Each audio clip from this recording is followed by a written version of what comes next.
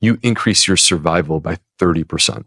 That's an insane number. That's crazy. So the most general takeaway from that is if you are suffering from cancer and you're about to undergo treatment or you're currently undergoing treatment, you should be boosting your fiber intake as much as possible.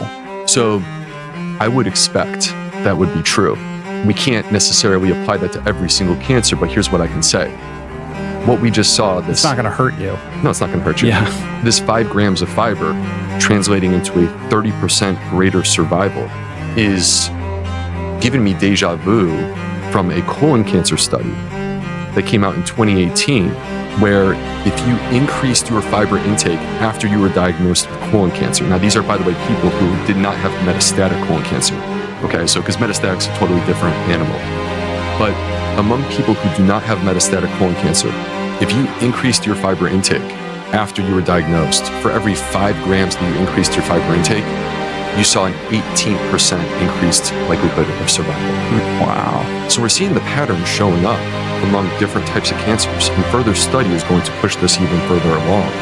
Melanoma is where we have the most robust research because MD Anderson has really taken an interest in this particular topic.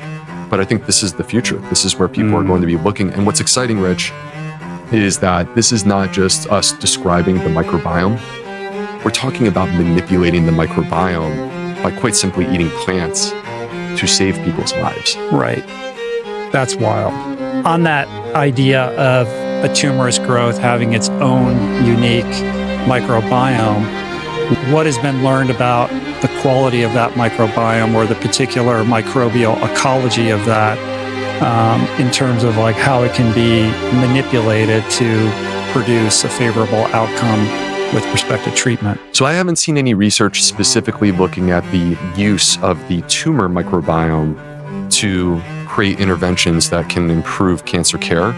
But this has become a very hot topic within the cancer space, and there's more research that's ongoing because first they did this study with the pancreatic cancer showing that you lived longer if you had a high diversity of your tumor microbiome. And so now what they're doing is they're looking at different types of tumors. Step 1 is you first sort of describe what you're seeing. And then step 2 is going to be, so how do we manipulate this? And they do believe that these microbes, Rich, are playing a role. This is part of the thought process here. They do believe that these microbes that are like literally a part of this tumor are playing a role in the ability of your cancer treatment, whatever it may be, whether it be chemotherapy or immunotherapy, to actually get access to the tumor cells.